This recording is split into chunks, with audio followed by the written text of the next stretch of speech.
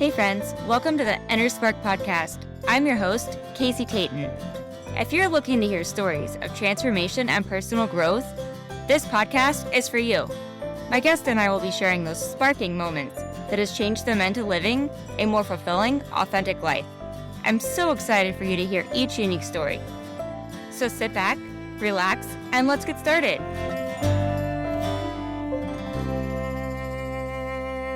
Hey friends, welcome back to the Inner Spark podcast. I'm your host, Casey Tayton.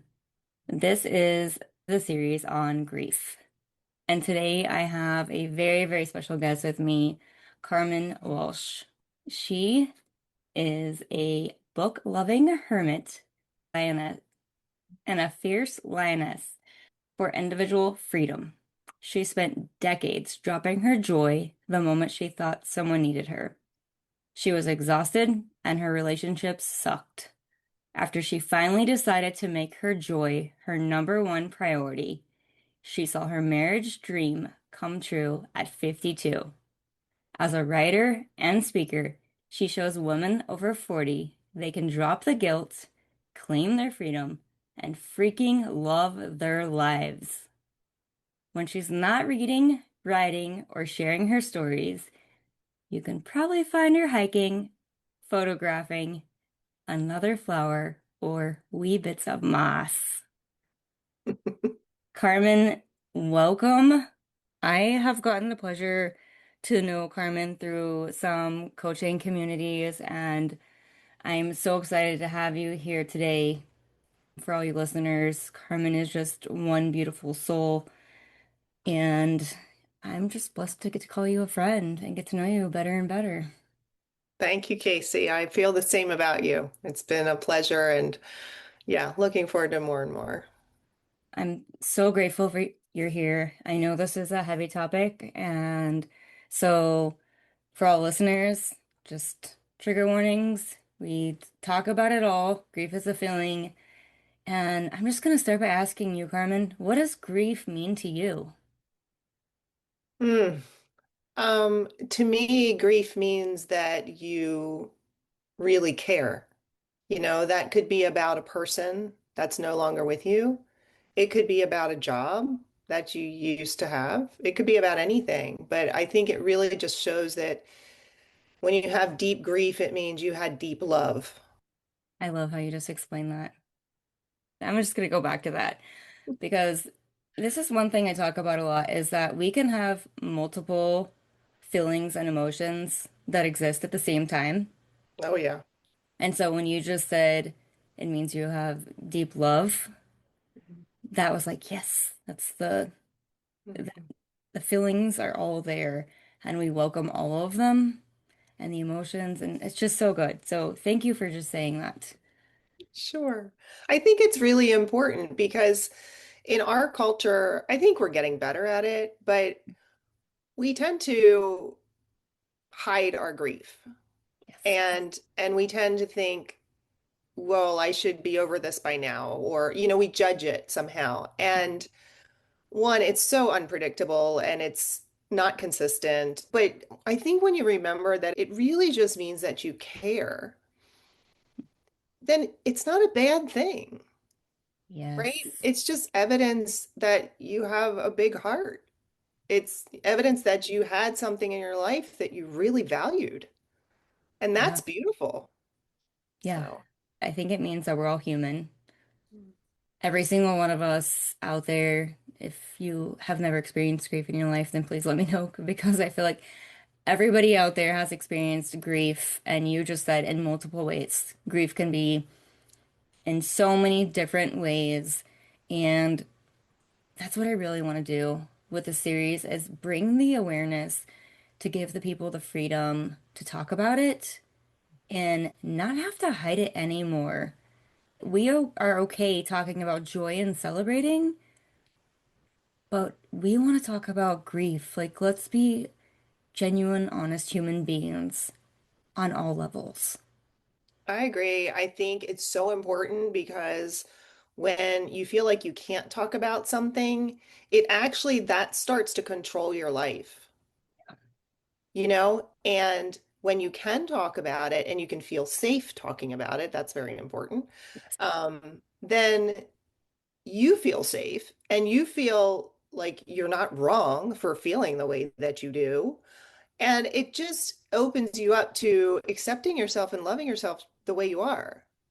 And when Yeah. you can do that, you're better for all the people around you. Like it is a win-win-win, right? However many wins you Yes. want to add, it is definitely a win. And I agree when we shame things, because that's really, right, when we Yep. don't talk about things, we're ashamed of it. We are somehow embarrassed or ashamed and we're making it wrong. And anytime we do that, I think that is just bad news. It's not good for anyone. Yeah. 100% agree with you. Would you be comfortable sharing a little bit about your story? Sure. It's interesting because grief is not something I've talked about a lot in formal podcasts and Yeah. things. It's something that I actually, I would say, did not do well. So we want to judge it, which of course we don't. I didn't allow it out, right? I didn't feel safe to express and feel my grief for a long time. And I think that's why I am passionate about it now. So I love having Yeah. these conversations. One of my older brothers had epilepsy. And so that in itself is a thing. So there's actually multiple layers of grief around my brother. As a child, I was very highly alert, right? Listening for seizures and things like that. So I feel like I lost a lot of childhood, the freedom and just the joy of being a child with no responsibilities. I didn't really feel that for very long. And he died when I was 15. And I did not really grieve then. You know, there was the immediate crying at the funeral. Mm. But then after that, I think I just shoved it down. I was still living with my parents, obviously, I was 15. And they were, of course, shattered, Yeah. right? He was 21. They weren't expecting him to die. And, you know, to me, it just felt like they were empty shells walking around our house. And I felt like I needed to tiptoe around them. I didn't want to cause them any more pain. So I didn't want to talk about it and cause them more pain, right? So I was worried about their feelings more than mine. And that is a pattern I continued for a few decades. Not until honestly I got into coaching and personal development world did I really dig back into what I've experienced and the feelings and all of that and realize like, oh my God. I remember I spent a couple days just crying. Like I finally started to grieve it. And once in a while I will have a day where I'm no good. Like I'm just okay, I'm signing off for the day. This is just coming up because that's what grief does. It's Yeah. very it'll surprise you. I didn't allow myself to grieve, and the thing is you can't just get away from it. You can't not feel it. So you can push it down for as long as you want, but at some point or in some fashions it affects your life, right? So Yep. even if you don't have the days where you're crying on the floor, in some other ways it's affecting probably your relationships if not other things. And so yeah, it's quite a journey, and I would encourage people to really find people that they feel safe with, and hopefully sooner rather than later, because there's no reason to try to deal with it all on your own. Yeah. First, I just want to say thank you, and I'm holding space for you for sharing that. I don't even have the right words to say. Losing, first of all, a sibling and someone that meant the world to you. It sounds like you had a very deep connection, knowing exactly when the signals and the signs were coming, when things were going to happen with him, and that connection. And then being 15 when it happened. And the world is already big enough at Mhm. 15. And then to have a tragedy happen in your world, it's truly life-stopping. And just like you said, you felt the feelings at the funeral, and then it's like life goes on, right? Yeah. In my experience, that's what I've seen with so many other people is life goes on, people are around you at the funeral, people are there for you, and then all of a sudden, like they scatter and their lives go back to normal, but your life is still shattered. And honestly, sometimes you haven't even processed the emotions because you were just going through all the movements when something like that Absolutely. happens. And Absolutely. yeah, so first, I just want to just give you a big hug and say thank you for sharing that because I can't imagine at 15 what it would feel like to lose a sibling Mhm. and then to not know what to do because I was never really taught how to deal with grief. Right. And then to have parents that you don't want to upset anymore. You already know their life is shattered, so then you're walking on eggshells. Just imagining it all in my body, just like, oof. Yeah, it's just so big. Yeah, it's so interesting. I'm currently writing a memoir and I'm starting at the day my brother died. And it's so interesting going back through. I actually found my college papers and stuff. So I'm reading through a bunch of stuff and I wrote a lot. And I went to school for writing. So I wrote a lot about my life once I got to college, which was great because that started actually my process of really what did I go through, you know? And but just a couple days ago, I think it was, I found a paper that talked about other dynamics that were happening in my family at the time before my brother died. I was like, oh my gosh. So I was already experiencing that unsettling thing before my brother died. So no wonder it was just one thing on top of another. And yeah, at 15, your brain actually isn't capable of handling that kind of stuff. I actually just listened to another podcast that talked about that, and I just got a book about it. That your brain just, it's not formed. The prefrontal cortex isn't fully formed yet, like until you're in your 20s. Like, Yeah. so you can't even process the stuff. Um, which was kind of a, oh, thank you. Like, I'm not damaged and crazy or anything like that. I just literally a normal human being that couldn't Mhm. process at the time and so need to do it later. That's it. There's no shame in that. Yeah. I love that you're writing about this, and it's interesting that you're finding more. Hmm. We often associate grief with dying, which is a lot about, I talk about it on my podcast with losing children. I talk about it with losing my own grandparents and how we hadn't processed it. And I was like, wow, it doesn't always hit right away. Mm-mm. So I do want to ask you this. When you were talking about shoving it down, was there a moment that you had a breakthrough or something when you were like, things gotta change, or that you realize like there's so much in me that it's coming to the surface? I think in looking through some of these notes and papers and stuff I did when I was younger, I think I had moments of like I wanted more for myself than I was giving myself.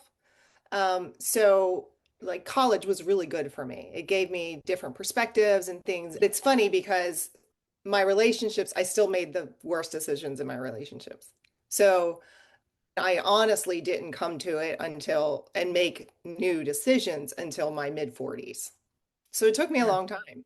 Yeah. I just want to give people permission to rehear what she just said is that this happened when she was 15. Yeah, it took 30 And years. yeah, I think so many people associate it or think there's like this thing that goes around where people are like, she should be over that. And when I'm like, no, we're breaking that. We're done saying that. You get Yeah, to fill anytime you want to fill. And if it's a year later, 30 years later, like you get to feel all the feelings without any freaking judgment. yeah. Can I tell you a story about that? Yes, please. So, what I did after my brother died was I met my first boyfriend 2 months later. So, instead of my world revolving around my brother, it started revolving around this boyfriend. Oh, wow. And so that's the pattern that I then, fell into. Yeah. But it was probably about a year later after starting dating him. And I was a musician in school. And he was also a musician, but he was like a rock band musician that didn't know how to read music. And I was the grew up playing the piano because my mom was a piano teacher kind of musician, right? And I didn't know how to improvise. So we were like from different worlds. But And I was sitting, we were at my house. My parents weren't there, and we were at my house, and I was showing him Moonlight Sonata on the piano, which is one of my favorite songs. And I'm showing him on the keyboard where the notes are and on the staff on the sheet music, Yeah. what to look at. And there was a moment where I thought I heard something, and I jumped up from the piano bench and I said, Eric. Like I thought I heard because I was so used to listening, right? For him like falling into a wall and running to make sure he's okay.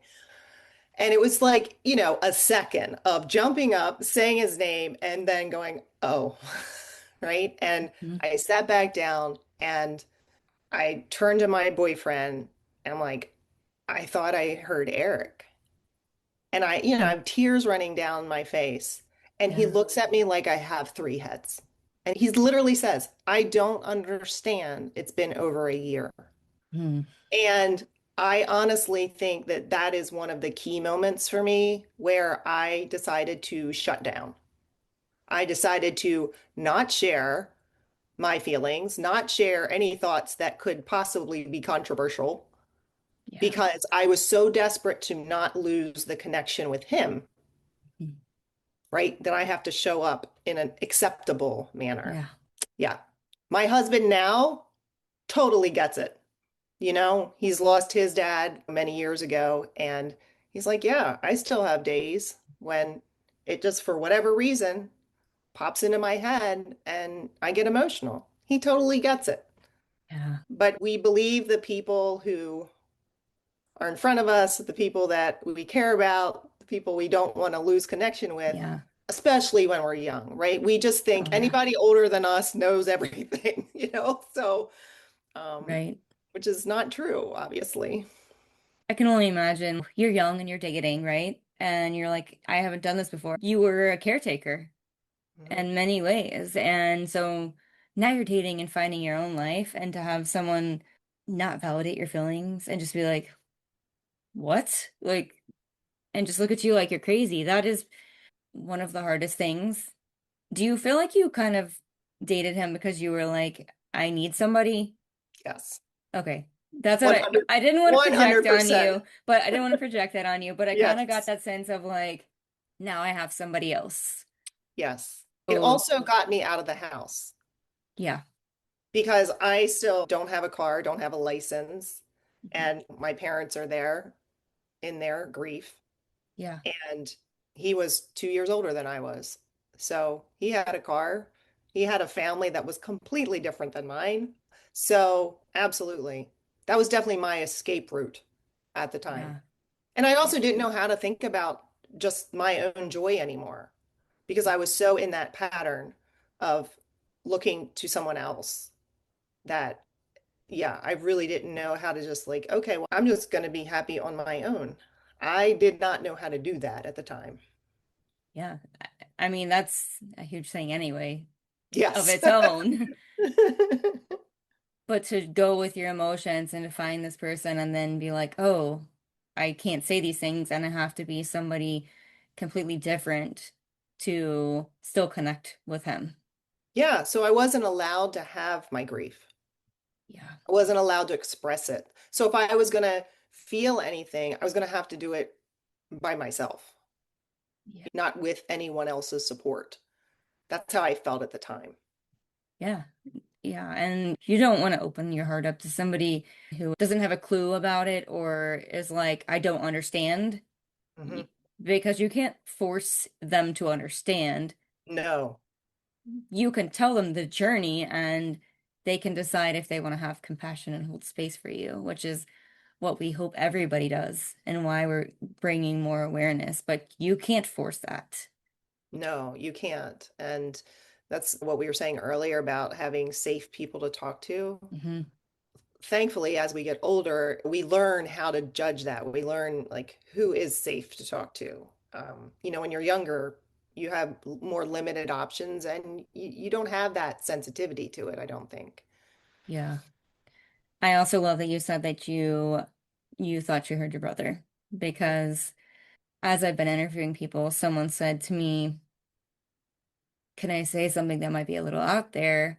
And they say that they were like, I believe that I can talk to the dead, to those who have Mhm. passed, that we're Mhm. still connected, that I can hear things and that we can still have a conversation. And Mhm. I said, that's not weird at all. But Yeah. yet, somewhere in our world, we've made that weird that someone who is now in heaven, is what I believe heaven, Mhm. whatever you believe, that we can't have a connection or conversation. We talk to our animals and they're not speaking back. Right. I mean, just to say it in a different way, like my cat might meow, but she's not saying it back. And some people talk to God, universe, whatever source, whatever you want to call it. Right. But to say that you can't connect with your brother and that he still doesn't give you signs. Yeah. And I just think I know it's an awareness thing and probably maybe even an age thing of that happened young. And so how do you feel about that now? Well, that's interesting. I wish I had more of a feeling of connection with my brother Hmm. than I do. And I think I don't really feel that because of how shut down I was for so long. I am open to that changing. And the reason that I do believe in it is because when my dad passed away in 2019, which is actually where my book's going to end, it was a completely different experience and for many reasons. And I do connect with my dad. So like if I see a red-tailed hawk or really any kind of hawk, I've had moments where I'm like, he's telling me things, you Yeah. know, and I'm not hearing it with my ears, but I'm internally I'm hearing it. And it's my dad, you know, Yeah.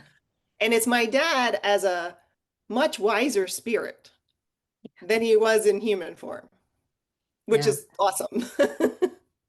Yeah. I love that. And I just want to normalize that people see all different. Some people hear, some people smell. And that's also when the feelings can come up. Yes, absolutely. Right, because it reminds you of that love, Hmm. right? You feel it Yeah. again. Yeah. Because if like we're talking about my brother, it's, over 30 years ago, well, I'm not thinking about it all the time. Yeah. But if I have that kind of experience like that where I'm reminded and I feel that love again, yes, the grief's going to come back because the love's there. You Yeah. know, it's always there. It's just how close to the surface is it? Yeah. As you've grown and experienced life, you said you lost your dad as well. Oh, are you comfortable talking about Sure. that? Yeah. Yeah. And I can tell you like some of the difference that I just Yeah. mentioned. So when my brother died, I was in high school Yeah. and I was at high school. So I was actually taking my final exams. And so by the time my parents came and got me from school, the rest of my siblings had already known for a couple hours. They were all already gathered at our house. So I walked into and they're already back to normalizing. They're already eating pizza and laughing when I walked in the door. So I felt like I was from another planet or they were from another planet because I didn't know how to deal with that. Right. I didn't, and I also didn't realize that they'd been there for hours. You know what I mean? Like I had none Yeah. of that context. Hmm. And so I just went to my room. So I, from the very beginning, started, this was a solo journey. Yeah. And so when my dad passed away, we were actually almost all of us there for his passing. So he was at a rehab facility, got a call, went there. So I was there for the whole thing. And I saw how quickly you go from the tears at their passing to, oh, we have arrangements to make and Yeah. we need to eat. And it quickly goes. I mean, it Yeah. is like an hour or two and you're moving on to the things you need to do. And so me being there for that um, really made me understand. I mean, I literally remember that day, at the end of that day, going, "Oh my gosh, I get this now." And Mm. it was exactly 33 and a half years from my brother's death. June 10th, Wow. 88 to December 10th of Yeah. 2018. Yeah. And I was like, I understand it. Like, I get it. It's so normal. And I just came in at that time where they were back to eating and laughing. But for that 30 years, I felt very like an outsider in my family. Mm, And so it's so interesting. Like very subtle things like that can make a huge difference. And it's nothing to, to judge or feel bad about. It's just being aware that's a big difference. yeah. When I stood up at my dad's funeral service and spoke, and I was the only one that did that out of our family. And, we can go into a whole nother topic about that, but it was it was actually like a really beautiful experience. And I know it's different circumstances, right? My dad was older and, Right. um, but to be able to express my love and my appreciation for my dad meant so much to me. And we had a good relationship in the end. So I didn't have any regrets. So that also made it a more beautiful experience. Yeah. Shout out to you for being able to stand up and talk. I always look at people and I always think I can do that. And then I'm like, nope, I don't think I can. And I don't that's think I okay. can. Yeah. But I Yeah. think it's an amazing experience that you had a way of almost closure to be able to verbalize on that one. And I'm so glad that you shared both of these because it just shows that no one no one passes away the same way. No one. Mm-mm. And we're all at different phases of our life when it happens. You can't expect the same thing with every single thing you go through with grief or any feelings. And Yeah. so sharing them really just shows the listeners, I hope you listeners can feel this, that it's just, I don't even have the words to say because it's so powerful that you got to see it in a different way. And that's what kind of gave you the experience. And it's also heartbreaking that you had all that time where you felt so alone, Mm. that you didn't know because you didn't realize people have already, oh, they've already been here, they've already done this, and this is what our family does, or this is what we do. And so this is what they had already been through. And so I'm glad that you got that experience Mhm. because it's almost like a full circle moment of like the aha. It absolutely was. I am Yeah. so grateful for it. That really did heal me at a Yeah. level that, yeah, I wasn't expecting. And I'd also like to point out what you were just saying about we never experience grief the same way, and we shouldn't expect ourselves to. Yeah. So there should be no judgment Yeah. about how we experience any situation, really. Right. Right. And that's something that has been a really big topic and issue in my life is self-judgment. And I think a lot of people can relate to that. And it affects every aspect of your life. But, when you're talking about grief, I mean, it can be so overwhelming. It's such a tender place to be when you're grieving. And I would invite people to just have so much grace for yourself, like, and not have any expectations because you don't know. You have Yeah. no way of knowing how that's going to go. Mhm. So you just just let the feelings flow, get whatever support feels good to you, and do not judge yourself. Yeah. That's some very good advice right there. And I think that's the biggest thing is the judgment that we think things are always supposed to go one way. And it's interesting that we may say that about grief, but how many people do you say joy only comes in this form? It Yeah, it's doesn't. ridiculous. Yeah. Yeah. But then when it comes to like sharing a different emotion, it doesn't go both ways. And so that's what it's, and then we put the pressure on ourselves and we carry it Yes. with ourselves. And that's probably one of the hardest things is feeling so alone in this world after we've experienced something. and yours was big. I mean, everybody's is big. I don't want Yeah. to put any, like, everybody's is at, I believe everybody's at the same level, whether it's a relationship, a divorce. There's several things that could have happened in your life, and to someone you're looking at them and like, that's where we want to lose the judgment of like, you lost your job, you lost this, or part of mine is an illness that a dis-ease in my body that I went through, and carrying the grief of that.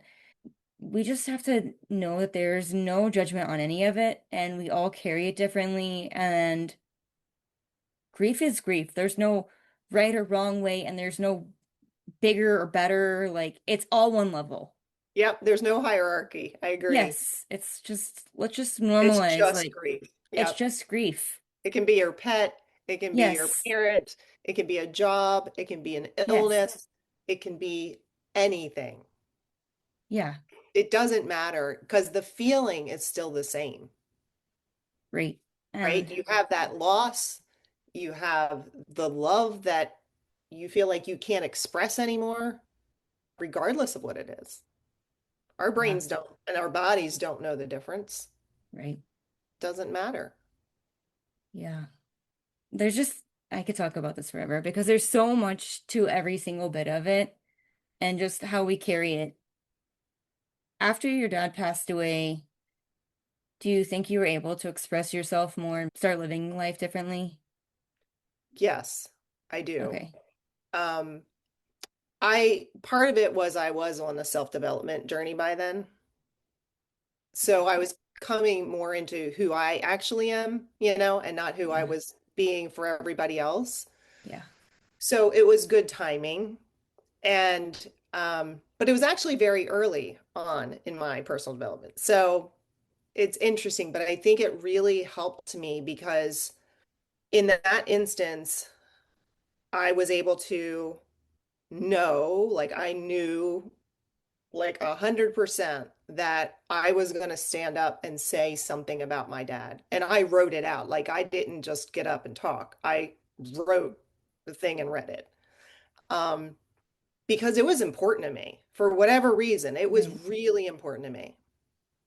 And I did it even knowing, like, because previously I would have been thinking, well, I don't want to show up anybody else in my family by writing this nice thing. And I remember when I sat down after I spoke, I was sitting next to one of my brothers, and he's like, well, I'm not going after that.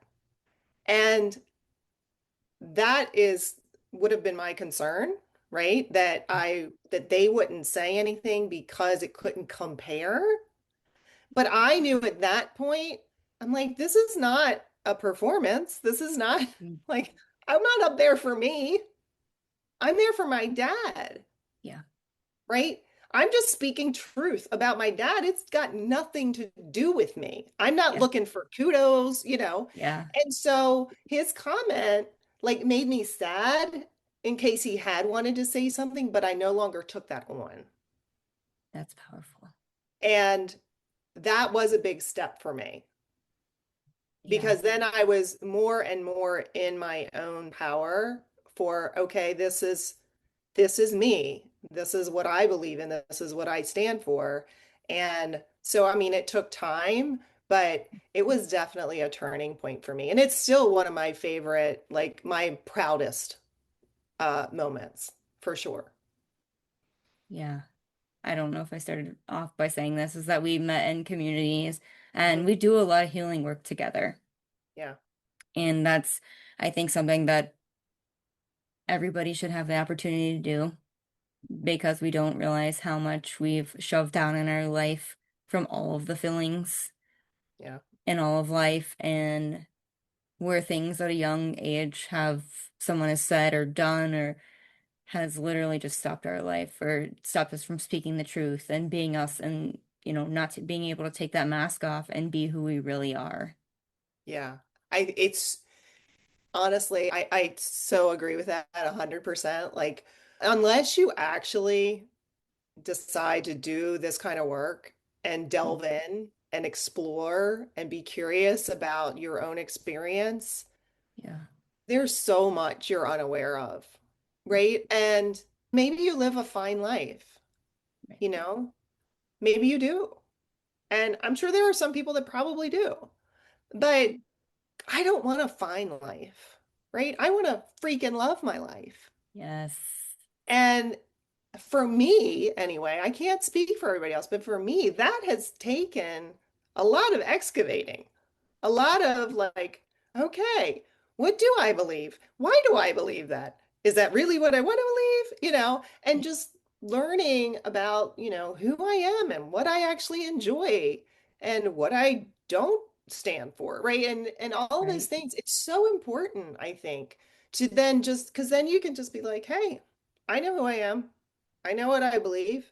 Yeah. I know what I want my life to look like, and that's what I'm gonna intentionally work on. Because otherwise, I feel like you're just like reacting to the world around you. And that's not very fulfilling. That's why people are like, I'm bored. I haven't been bored in, I don't know. I don't know if I've ever been bored, like, Yep. but I am so like in love with life. Like I'm so glad I'm here. And I want to get the most out of I can.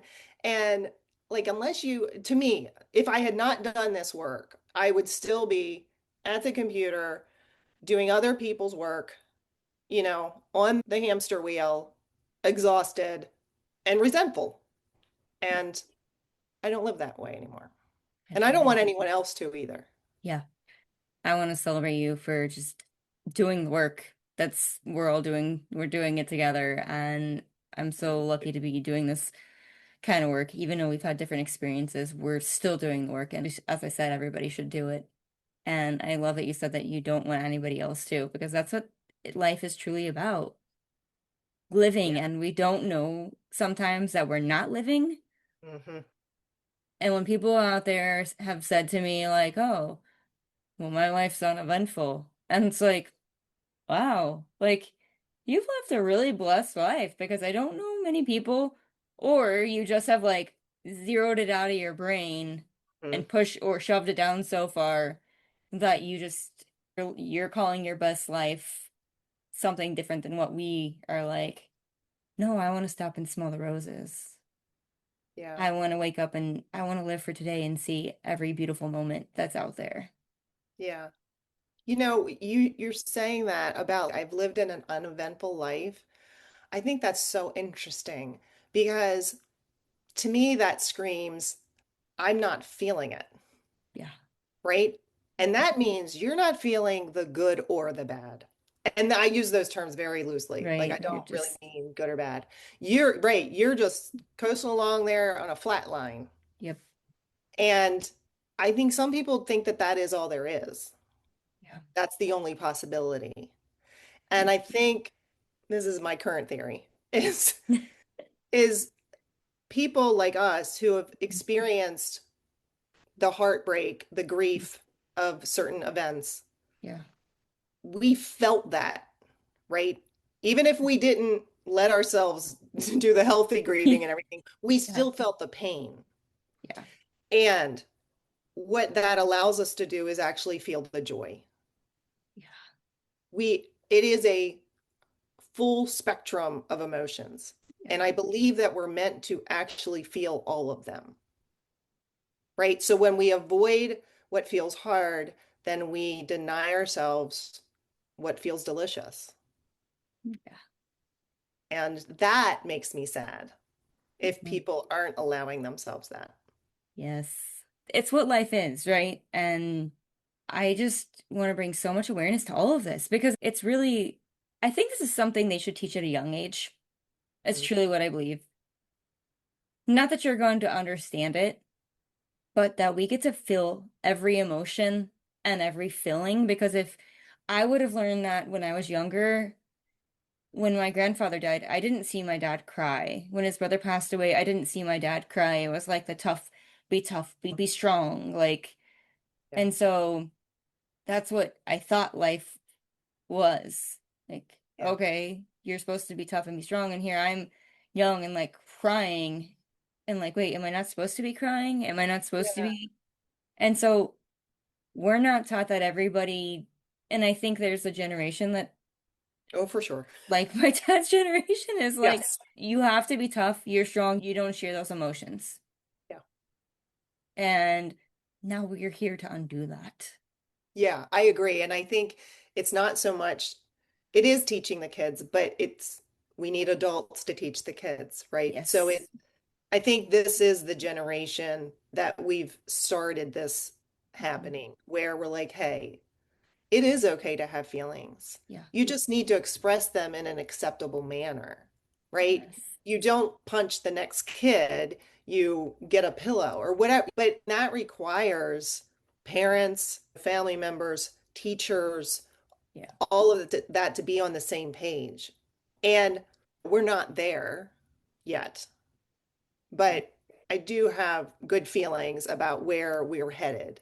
That more and more people are realizing, like, hey, there's this thing called the nervous system, and if you don't take care of it, you're probably going to do some stuff that's not good. Yeah. Like it's not healthy. And yes, feelings, if you don't let them out, they're going to eat away inside you. It's going to be things that's not going to be good for you. It's not going to be good for your relationships. It's not going to be good for your body. Like you got to express them somehow. And it shouldn't be like shoving them down or hitting the next kid or, God forbid, shooting up the school, Yeah. right? But I mean, personally, that's why I believe that stuff happens Yeah. because we don't know how to take care of our emotions. We don't know how to, in a healthy way, manage our emotions. That Yeah. doesn't mean not having them. Yes. Yeah. That's what this is all about, is how can we communicate with them and get them to see that? And because it's happening younger and younger, Yeah, and it's heartbreaking to listen to and hear about, and I don't watch the news, just to be honest, I don't either. um But we still hear about them, right? but you still We still are, hear. we're still aware. Yes. We're still aware of what's going on in the world. And so to see that it's getting younger and younger just shows that we're lacking somewhere. And it does have to start at home. It can't be just the school's job Yeah. or whatever, because they have to be in a family, in a space where they feel safe. Yes. They The have, parents don't feel safe. The children are not going to feel safe. yeah. And that's the same thing with joy. If you don't know how to live whatever joy feels like in your body, and you've never been in role like that, hasn't been experienced, or you haven't had a role model that's like, oh, she's happy and this can be a life you choose. Yeah. Like you don't know how to live that either if you haven't seen it or witnessed it. Absolutely. You don't know it exists. Yeah. Yeah. That possibility's there, but you don't know it, Yeah. you know? So yeah, I Yes. think like the work, a lot of what we do is actually just expanding our awareness of what's possible. Yeah. And then you get to choose, like, oh, well, what would I like my life to be? Isn't it fun though? It is fun. Yeah. That we get the power to choose and to know. Like, I feel like that's freedom itself, just saying that. Yeah. I get the power to choose if I want to have that delicious piece of chocolate over there, Yeah. or go look at the sunset, or whatever brings you joy in your life, fulfillment, whatever word you want to use. That's a good life. And we all have choice, right? Yes. But it's realizing that Hmm. because when you're in that trap of, well, this is just how my life is, and this is what I have to do in order to stay alive, and this, blah, blah, blah, all the have tos. Yeah. And I understand it's a really big shift to make, Hmm. when that's all you've known.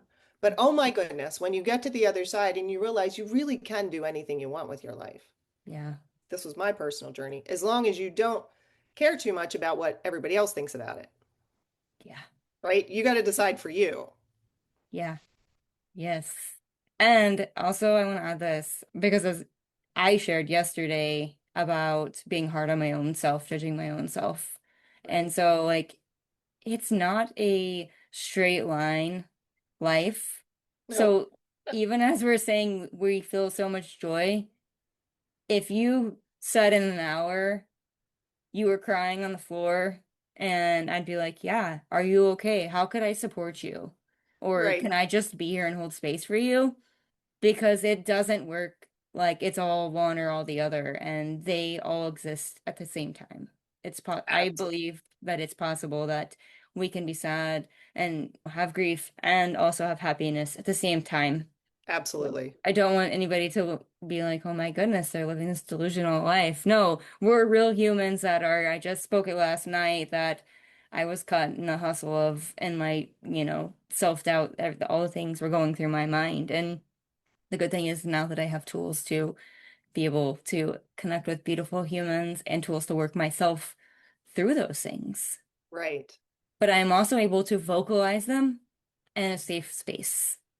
Yes. So So important. it's so important. Yes. You've done so much, and I could go on in this conversation forever with you. I want to ask you two questions. I want to break it up. What would you say to like the young kid? Mm. The young kid who's grieving, Yeah, I would say whatever you're feeling is completely normal. And please allow yourself to feel it. thank you. What would you say to, as you've been through this journey, an older version of you? I probably say the same thing That's what I was wondering if that's why I asked. because I think we're even more likely to judge ourselves and do all the thinking and the overthinking about why am I feeling this way? And, well, I shouldn't do this and I don't want to burden that person and all this thing, right? That a kid might not do, Mhm. but an adult would. Yeah. Um, yeah, yeah. I always want to end these on a happy note. Is there a memory that you could wrap up with that you get to hold in your heart? Mm. Well, since I don't have a ton of memories about my brother that are happy yet, they're there. But one of my happy memories with my dad, he was a truck driver, and so he had a big Peterbilt and 18-wheeler, and he had a t trailer of water to fill swimming pools. And sometimes during the summer, I would go with him and I could climb up on the top of the trailer and watch as the water from the fire hydrant went through the hose and went into the trailer. And, I'm up high and I could see everything. And even riding in the cab of the Peterbilt, because you're super high and I'm a little kid and like, this is really cool. And plus you feel like you're the king of the road when you're in a big truck like that. And yeah, I just remember I loved that time with my dad, and we would go and we'd get these great tuna salad sandwiches and stuff, and it was just joyful. It was very innocent and joyful. Yeah. Thank you for sharing that. If you could leave them with something to go do, or if they're experiencing this, what would be some advice? I would say if you don't have someone safe to talk to immediately, find someone. But in the meantime, I do write a lot, and I find it very helpful to just, and you're not trying to produce anything, you're just writing down your thoughts and feelings. And it really helps you get clarity and it just gets them out. When your thoughts and your feelings are just in your body and in your head, they just keep swirling, right? And it's like you grab one and then you grab another that contradicts the last one, and it's very confusing in there. It's so confusing. So I find when I write things down, like it'll start out like it's all confusing. There's all these different things going on, but it's like the more you write, the more you get to like, oh, it brings clarity. And to me, that brings a sense of peace. So yeah, if you don't have someone to talk to immediately and you're feeling all the feels, one, also screaming in a pillow really is helpful. Just getting, vocalizing just like that. No one, doesn't need to be words and no one needs to hear you. Vocalize it and write about it. Yeah. Thank you so much. Where can my listeners find you at? I mean, this is just a tiny bit of Carmen, you guys, and she is this big, beautiful light, and it's just so cool to watch you like really step into your power. Thank and you, see it, Casey. and I feel your beautiful energy. So where can they find you at? And I'll put it in the show notes as well. Okay, sure. The easiest thing to do is just my name, Carmen N, WALSH.com. And that's my links. That's all my links. I am currently doing a Substack article about once a week, and there we cover a wide variety of topics. And I'm working on my book, so that'll be a while yet. But Substack, and then you can find my Instagram and Facebook and all through there, that same link. Yeah, thank you. I just want to thank you from the bottom of my heart for just coming on and being authentically you and telling your honest story of what you've been through. And we just barely touched on from being 15 to then, 1.5 years later, Mm, um, all the things you've experienced in your life and this beautiful life that you're living now. And if you guys see her, her face is glowing because she's just magic, but also giving every listener the permission to feel and to know they're not alone. Because I think those are two of the things that you said that really stuck out, that it's okay to go cry and it's okay to go scream in a pillow. And we're going to normalize those things, that it's okay to do all of that and feel your feelings. absolutely. I just want to say thank you so much for sharing just a little portion of your journey with us here today, and that grief can be joy too. Yeah, it can be gratitude that you experience that kind of love. Would you requote for us what you said about love? If you feel grief, it means you felt deep love. Deep grief means you felt deep love. Yeah, I wanted to end on that because I thought that was so powerful, and I just want to thank you so much. Thank you, Casey.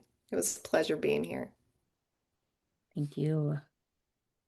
I will leave all of Carmen's information in the show notes, and I hope you guys go follow her because she is just a beautiful, magical person, and just go check her out. She has so much beautiful light and energy in her and so much to share, and I can't wait to read her book when it comes out.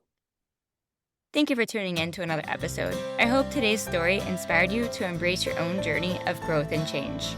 Remember, transformation isn't always easy, but it's always worth it.